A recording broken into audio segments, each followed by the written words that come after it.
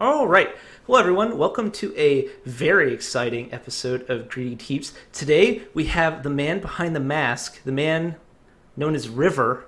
Hello, River. Hello, thanks for having me.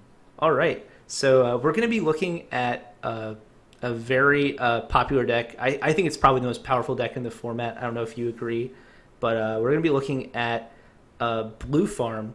So, before we get started, I think we talked just a bit before we started that the primary thing we're going to be looking for is mana, right? Yeah, yeah. You need mana to do stuff, and you want to do stuff early, so you want a mulligan for mana. All right, so we have our first hand here. What do you think? Assuming you're not going first, Yeah, we can assume that.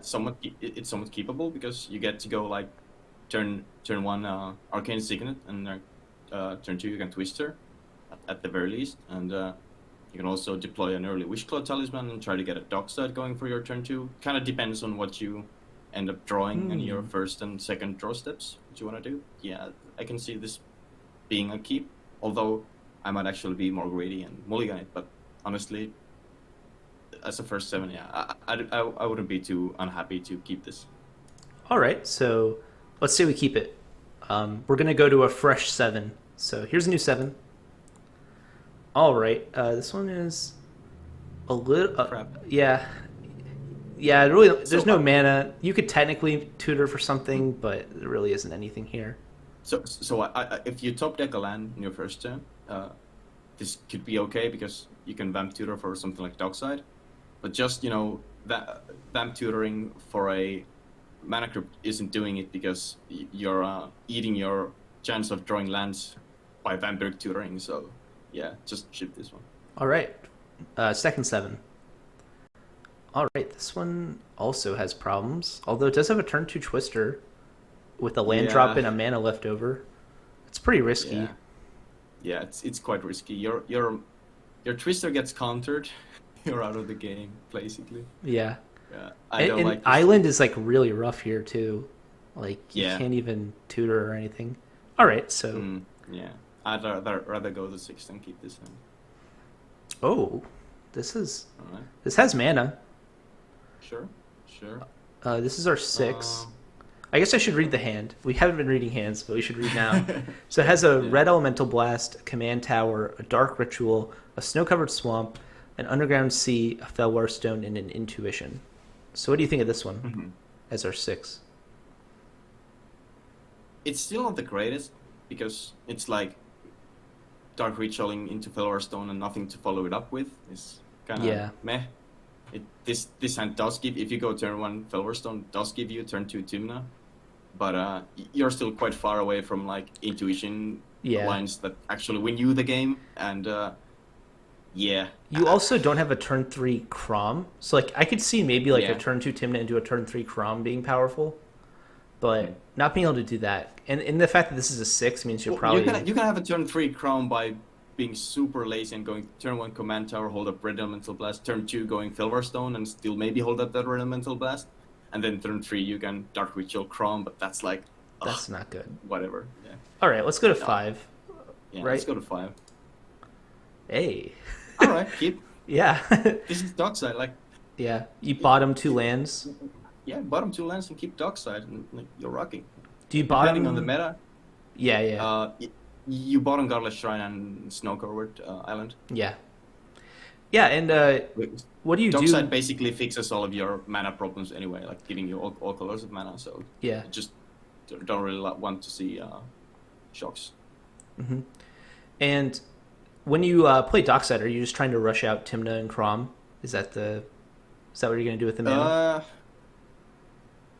It depends, obviously, what we draw, but like it's a good backup plan to always fall to when you just I just make Dockside, make turn 2 Dockside, and hopefully usually you are able to do 5 or even more mana on turn 2, so you just Chrom away. Yeah. Okay. This is completely serviceable. It's a fine 5. Yeah. I mean, having Dockside in your 5 is probably actually pretty good. And the Ancient Tomb, even on turn 2, when you go Ancient Tomb plus whatever land you decide to play for the red mana, you even have the one floating for the Chrom, so you can actually save some of your treasure tokens. Oh, that's a good point. All right. So fresh 7. Oh, this is an interesting one. It's not quite. It's not quite there, is it? Yeah, you gotta ship this one. The LED doesn't help you here in Yeah. any ways. You I'm can't gonna- accelerate the talisman or the heuristics anyways. So. Yeah. So the hand is a pair of lands, a talisman of dominance, a heuristic study, a chain of vapor, a culling the weak, and a lion's diamond. So theoretically, there's a ton of acceleration here, but you don't have a creature for culling the weak. You don't really have any acceleration to push out the talisman. You can't really even depend on the heuristic study. Yeah. So You're basically not accelerating into anything with this hand, and that's really what you are looking to do with this deck. So yeah. All right. This one's pretty rough too, I'd say. It's a Cloud of Fairies, an Unsubstantiate, a Thassa's Oracle, a Mox Opal, a Windswept Heath, a Blood Crypt, and a Brain Freeze.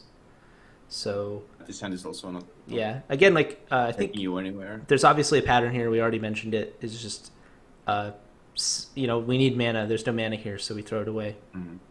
You want to be super cute, you can go turn 1, or you can turn 2 Cloud of Fairies into Oracle, and then you have 3 devotions blue. Yeah, I know. All right, so this is our 6. It's an Unsubstantiate, Red Elemental Blast, Windswept Heath, Imperial Seal, Fierce Guardianship, Mox Opal, Silence. This is not a good 6. Not cutting it here. We are missing 1 land for going to go turn 1 Imp Seal into dockside again. We're 1 mana short, and the Windswept Heath would have to find you like black mana, so it means a scrub land, which is one of your weaker color pairs. So yeah, just going lower is the answer here. Oh god, this has been really rough. Well, apparently. Yeah, so the deck isn't delivering right now. Yeah, Notion Thief, Force of Will, Pact of Negation, Swan Song, Praetor's Grasp, Tundra, Windfall.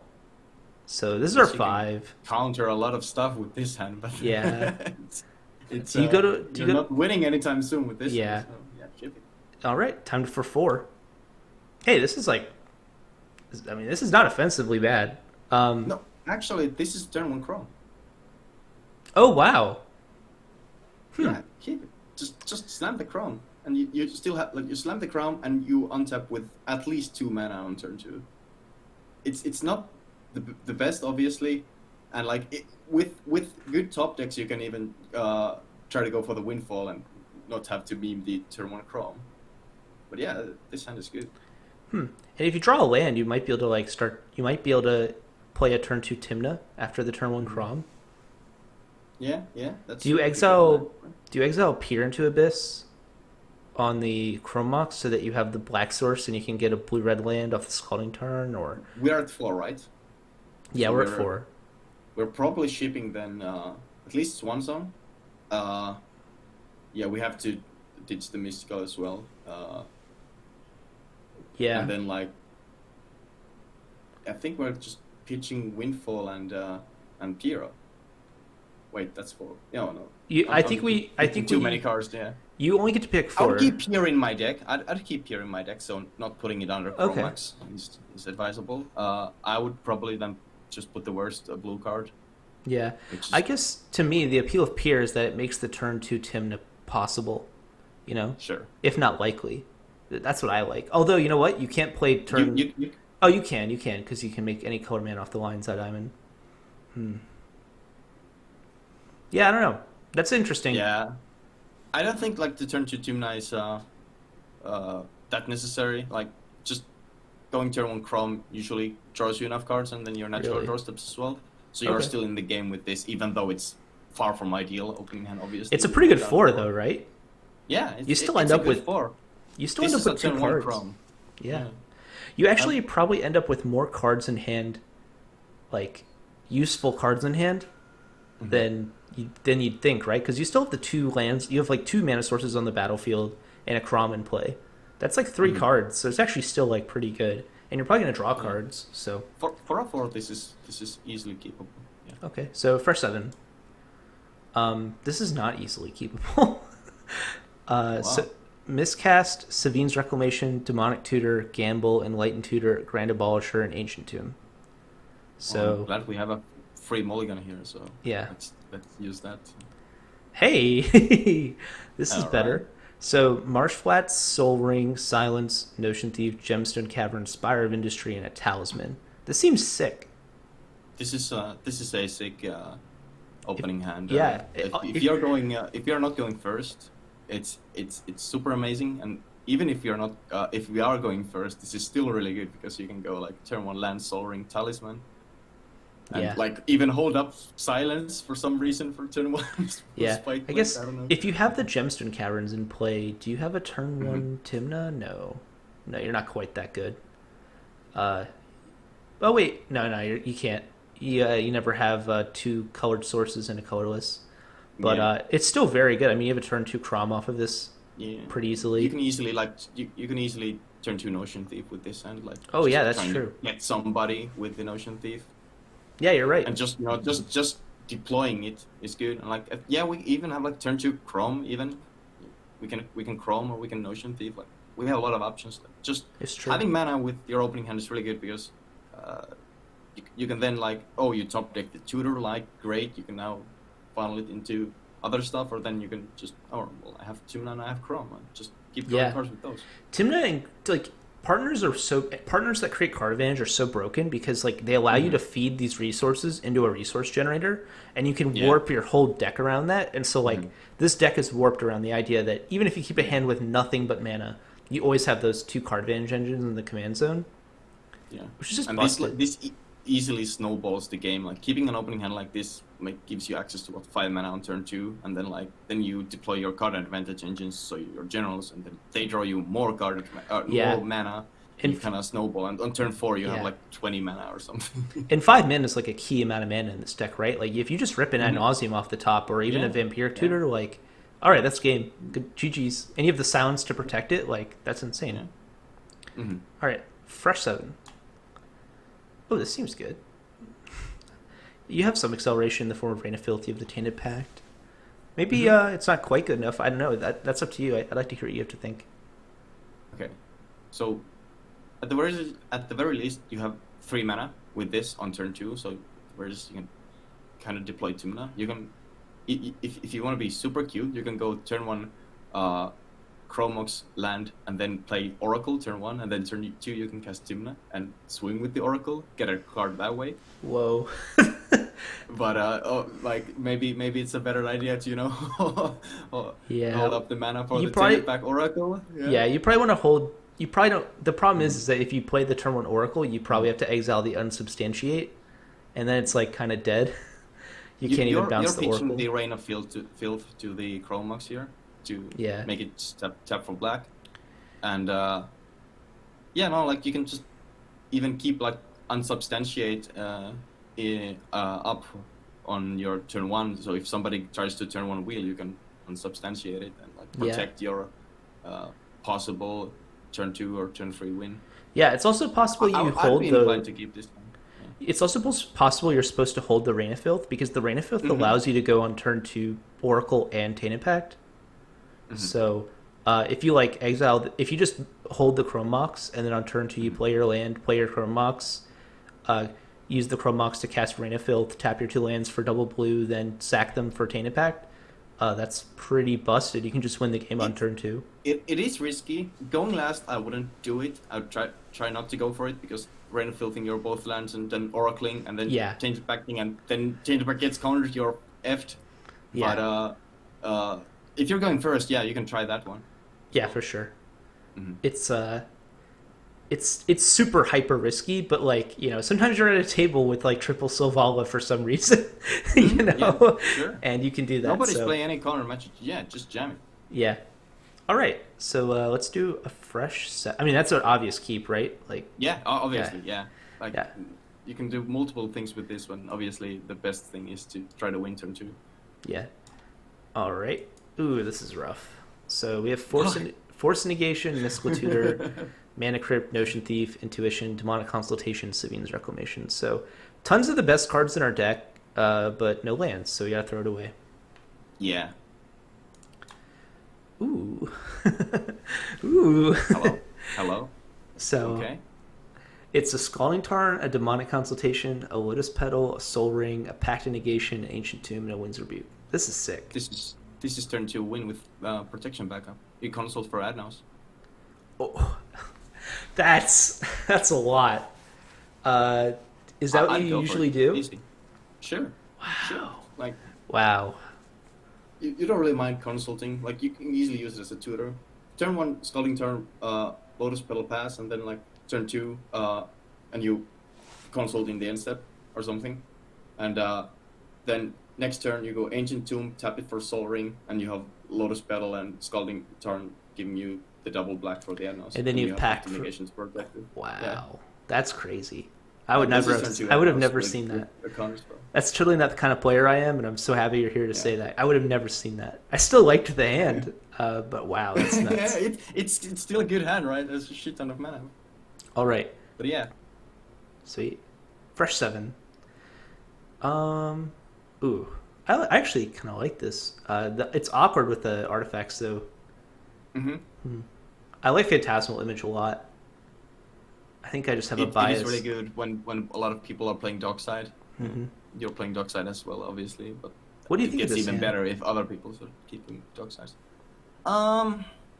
So you're one artifact away from having Mox Opal active, which is not shouldn't be too hard.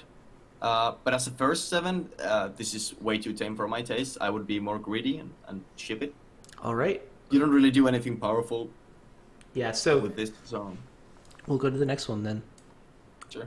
All right, so this one is Cyclonic Rift, Rhystic Study, Force of Will, Dark Ritual, Windswept Heath, Underworld Breach, and Thassa's Oracle. Either I shuffle better. I think I'm shuffling better than Moxfield. Just keeps giving this is terrible hands. Yeah, I don't Yeah. know. All right. You have a Force of Will, but you're lacking the mana part. Yeah, like your Oracle and our Bridge aren't doing anything right now. And like they are kind of two different game plans altogether, and Cycryth as well. Sure. Probably a Force of Will fodder here. I would mulligan for like Mana Crypts and Soul Rings. Okay. This is pretty Turn spicy. 2 Chrom. Yeah, you can This do is the Rite of turn 2 Flame into the Monolith. Then one Rite of Flame, Grim Monolith, turn 2 Chrom. Yeah. That's pretty good. And Misstep Protection, and then you have Dispel up on the future turns, and like Chrom to grind you. Yeah, I'd keep this. Sweet. All right, let's. It's not amazing because none of your mana is like permanent. The Monolith isn't like it's gonna stay tapped, and Rite of Flame is obviously one time only. But you still have Mental Misstep to Interact. stop like Remoras and stuff. That's usually what you're most afraid of in the early game. And just turn to Chrom is still like gas. So and you have like 3 rand drops guaranteed with this hand. So yeah. Yeah, Chrom is kind of fascinating because he doubles as like almost like he pressures people's resources in the form of their cards, while also acting as a stacks piece, while also acting as a card advantage engine. He's kind of insane. I think he's a little underrated. If there's a snacks player on the pod, you just hit him. Oh yeah, And like, they will die. It's a 5 mana remove all stacks pieces from the game. Yeah. All right. Eventually. So you'd keep this? This was our second 7 or our 6? I think this is our second 7. Second 7, yeah. More on the tame side, but yeah, I'd keep it. Sure. Okay. Let's just do one more. One last hand. Okay. Fresh 7. Ooh. I'm wondering what you think of Yeah. this. I like this hand a lot. What do you... Uh, Are you going to try to dockside into everything. Pier? Vampire Tour into dockside, yes. Are you going to try to cast Pier? Oh. It doesn't actually take that many artifacts and enchantments from your opponents Oh. to go turn to dockside into snap, Snap. into dockside into Rite of Flame. Yeah, into you're right. Peer into Abyss. And then you have And, Tainted Pact as backup. You can even use Tainted Pact to get you protection. It really depends on the amount of mana the dockside makes you. But yeah, I'd snap keep this. Turn 1, hold up Vampire Tutor, go for dockside. Then you have Rite of Flame, dockside, snap dockside. Then you should probably have at that point enough mana to cast Pier. And then if they turn to counter it, if dockside made enough mana, you can instantly taint it back for a counter spell as well. That seems pretty nuts. Yeah. All right. People were super they didn't like Pier in Debis when it was spoiled. I was like, It's a second Ethnos. We're living in a dockside world, man. Yeah. Dockside makes us a lot of mana. Yeah. 7 mana turn 2 is easily. Especially because Snap is like mana neutral. Like it's like it doesn't cost any mana. Yeah, so and it untaps your lands, so it can even like fix. Like, wow, that card's busted. Yeah. That card's absurd. Yeah, and with the Ancient Tomb, it even ramps you. Yeah, that's pretty nuts. All right, Okay. so that's the end of our Mulligan section. Is there anything else you'd like to add before the we say goodbye to our listeners or viewers? If you're playing the deck Mulligan hard into mana. I've seen a lot of people play the deck and they keep super mediocre hands, and then they wonder like it's turn 5 and they haven't had any action. That's because you didn't mulligan for mana. You really need to mulligan to mana with this deck. Mm-hmm.